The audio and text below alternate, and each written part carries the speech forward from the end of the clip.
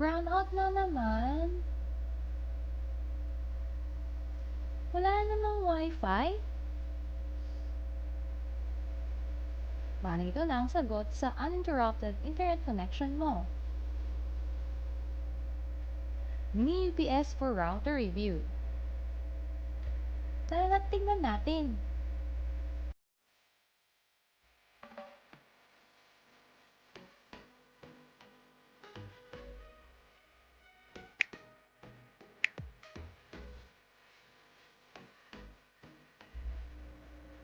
Ito na ang box ng ating mini UPS. Masyado lang siyang maliit.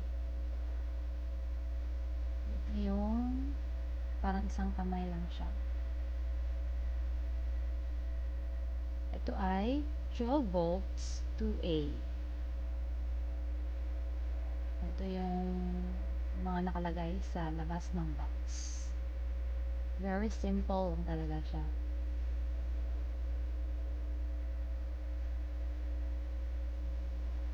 Okay, subukan na natin. Yan, naman niya ay okay, so meron siyang parang cord niya.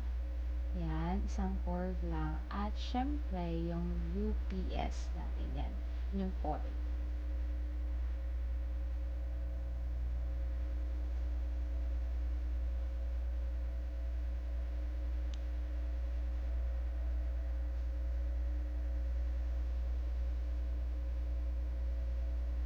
At yung ating UPS, yan. Diba? Masyado lang siyang maliit. Pero actually, mabigat yan siya. So, I can say na matibay siya. Talagang may laman yung box na yan. Yan. So, diba? Super liit lang. Pero mabigat siya. Yan, UPS. Actually, yung parang ano niya sa likod, yan yung siyang pwede mong ibitay yung item. Tsaka meron din siyang on and off. Mamaya, ipapakita natin siya paano yan siya i-on or i-testing natin mamaya. At ito yung dalawang ano niya, lagyan ng cord. So, let's try na ilagay natin. Ayan, meron siyang in and out. At syempre, on and off. Ayan. So, yun na actually. Very simple lang siya at maliit. Try natin siya ipasok dito sa ating prepaid wifi na Globe at Home. Actually, pwede din siya sa PLDT. Yan. So, ilalagay natin siya. Dyan. Siyempre, yung yellow dyan. Yan. Ilagay natin siya dyan. At yung isa, siyempre, doon sa ating prepaid wifi. Yan, nalagay na siya. At yung charger niya na supposed to be, yan yung nasa likod ng ating Globe prepaid. Ayan, dyan natin siya i-connect sa ating, yan. Dyan natin siya i-connect sa ating UPS. Yan, so very simple lang ang try ng ating item na ito. So, try natin i-zoom, ayusin para makita yung mga nakalagay sa ating. Yan, mulit ko lang. Ayan, pasok siya dyan. At syempre, pag napasok na yan, i-on na natin siya. Syempre, na-off siya, i-on natin. On. Okay. And, syempre, para matry natin kung effective ba or talagang gagana siya, saksak natin sa outlet. At, okay. Yun, umilaw na siya. So, syempre, charging pa siya, kaya color red. Yan. So, diba, talagang kung may brand out man, ay automatic na siyang yung galing sa electricity natin, sa outlet natin na kuryente, dyan yan siya mag-charge sa ating UPS. But if ever mag-brand out, hindi maapektuhan yung internet connection nyo. Talagang tuloy-tuloy pa rin yung internet connection nyo kahit brand out. So ngayon, tignan natin yung shop nila sa Shopee. Yan.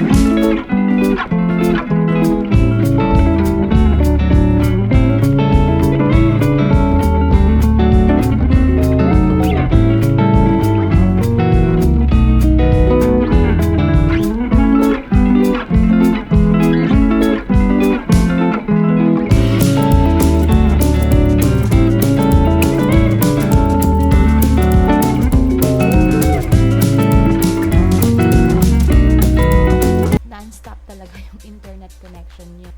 And actually talaga, satisfied talaga ako sa services.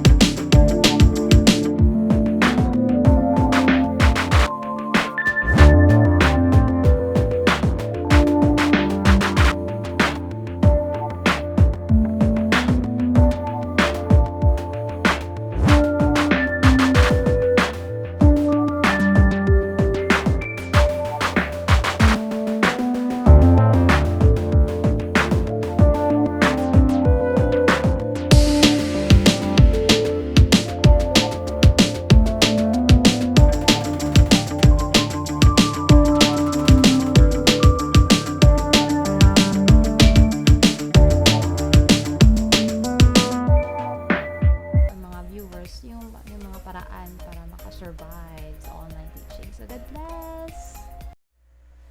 Thanks for watching!